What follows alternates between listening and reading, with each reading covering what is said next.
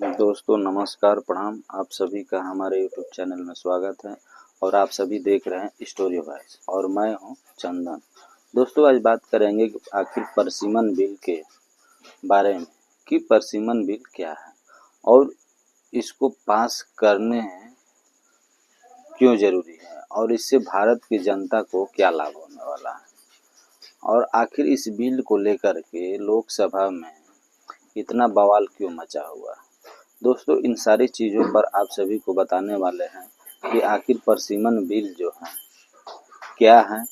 तो दोस्तों परसिमन बिल जो है वह बिल है जो किसी भी देश या राज्य की जनसंख्या में बदलाव को लेकर के इस आधार पर लोकसभा और विधानसभा क्षेत्र की सीमाओं का पुनर्गठन किया जाता है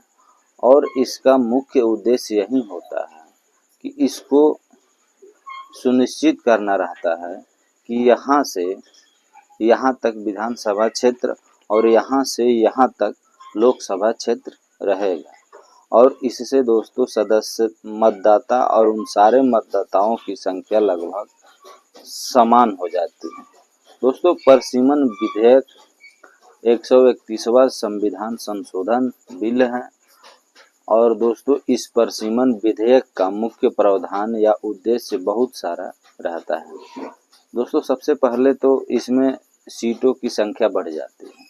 और लोकसभा और विधानसभा की, क्योंकि इसके तहत लोकसभा सीटों की संख्या जो इस समय मौजूदा हाल में 543 है, लेकिन यही विधेयक पास हो जाने के बाद लगभग 850 हो जाएगा, जिसमें 815 सीटें लोकसभा की रहेगी और 35 सीटें केंद्र शासित प्रदेशों के लिए प्रस्ताव रखा गया है। दोस्तों यह जो परसिमन बिल है यह 2011 की जनगणना के आधार पर ही बनाया गया है। हालांकि इसमें लोकसभा और राज्य विधानसभाओं में महिलाओं के लिए 33% यानी कि 1/3 आरक्षण को सुनिश्चित करने के लिए परसिमन बिल लागू करना एक आवश्यक कदम माना जा रहा है। दोस्तों यह बिल इतना आसान भी नहीं है क्योंकि इसमें बहुत सारी चुनौतियां और विवादों का सामना करना पड़ सकता है। दोस्तों यह विधेयक राजनीतिक रूप से काफ़ी संवेदनशील माना जाता है और दक्षिण भारत के राज्यों का तर्क है कि उन्होंने जनसंख्या नियंत्रण के नियमों का सख्ती से पालन किया है, जबकि अगर यहीं उत्तर भारत में देखा जाए तो इसमें जनसंख्या बहुत तेजी से बढ़ी है और यदि सीटों का बंटवारा नई जनसंख्या के आधार पर होता है तो उत्तर भारत के यानी कि हिंदी भाषा राज्यों में राजनीतिक ताकत बहुत ज़्यादा बढ़ जाएगी और दक्षिण भारत की राजनीतिक प्रतिनिधित्व घट भी सकता है। दोस्तों संविधान में यह प्रावधान है कि लोकसभा में राज्यों की उनकी जनसंख्या के हिसाब से सीटों को बांटने चाहिए और इसके अलावा प्रत्येक राज्य के निर्वाचन क्षेत्र की जनसंख्या लगभग समान होनी चाहिए और दोस्तों इसमें यह भी अनिवार्य है कि प्रत्येक जनगणना के बाद निर्वाचन क्षेत्र का फिर से निर्माण होना चाहिए और दोस्तों राज्य विधानसभा के लिए ठीक इसी प्रकार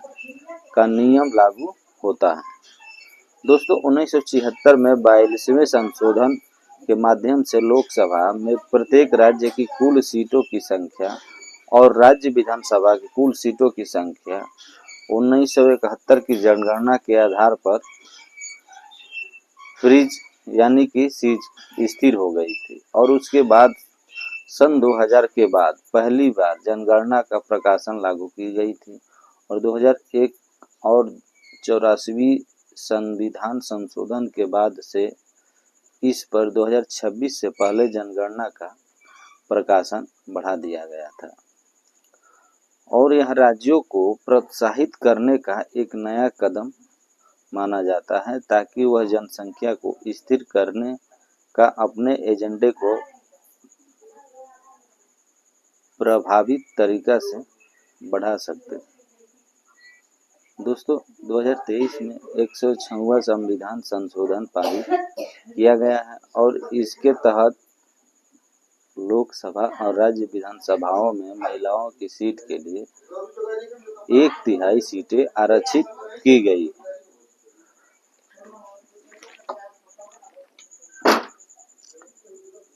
और यह आरक्षण 2023 के कानून के लागू होने के बाद पहली जनगणना पर आधारित होगा, क्योंकि वर्तमान में जो जनगणना चल रहा है इसकी तिथि 1 मार्च 2027 की तय की चुकी होगी और अगले लोकसभा विधान चुनाव 2029 में होंगे। इसलिए यह संभावना कम ही है कि 2027 की जनगणना के आधार पर परिसीमन बिल 2029 के चुनाव से पहले पूरी हो जाएगी, क्योंकि इसका अर्थ यह होगा कि 2029 के लोकसभा चुनाव में महिलाओं के लिए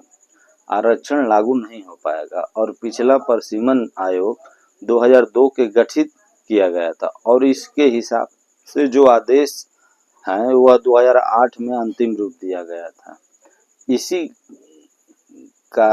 यही कारण है कि 2027 की जो जनगणना है 26-27 की, यह 29 में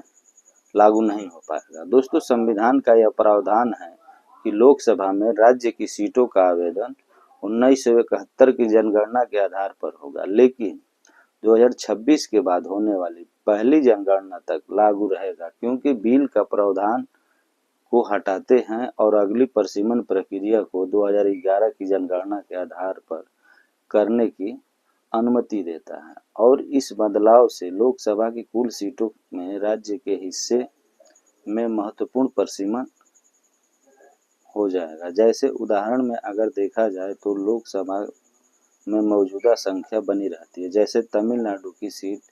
अगर देखा जाए तो 39 से घटकर 32 हो जाएगी और वहीं केरल की सीट जो है 20 से घट करके 15 रह जाएंगे और वहीं उत्तर प्रदेश की अगर सीट देखा जाए तो 80 से बढ़ करके 89 हो जाएंगे और बिहार में 40 से बढ़ करके 46 हो जाएंगे और वैसे ही ठीक राजस्थान में भी 25 से बढ़कर 30 हो जाएंगे। दोस्तों, लोकसभा की कुल सीटों की संख्या बढ़ाने के बावजूद राज्यों के बीच सीटों की आपसी अनुपात या हिस्सेदारी का संतुलन ठीक वैसा ही बना रहेगा जैसे अभी फिलहाल में है। दोस्तों, संविधान का अनुच्छेद 81 और 82 में यह प्रावधान दिया गया है कि लोकसभा सीटों की परिसीमन प्रत्येक जनगणना के बाद ही बदलाव किया जाएगा और यह न्यूनतम जनगणना पर आधारित रहता है, क्योंकि इसके विपरीत संविधान संशोधन बिल के तहत संसद कानून द्वारा यह तय करेगी कि परिसीमन बिल कब किया जाए और किस जनगणना का उपयोग किया जाए। दोस्तों, संसद साधारण बहुमत से यह निर्णय ले सकती है, क्योंकि लोकसभा में सरकार के पास साधारण बहुमत रहेगा और यह संशोधन बिल पर राज्यसभा के तुलनात्मक और नियंत्रण को कमजोर कर देता है। इसलिए सरकार के पास यह तय करने की पूरी शक्ति होगी कि परिसीमन बिल कब किया जाए और किस समय की जनगणना का उपयोग किया जाए। दोस्तों, अगर वीडियो अच्छी लगी है तो प्लीज़ सब्सक्राइब जरूर करिएगा। नमस्कार, प्रणाम, जय हिंद, जय भारत।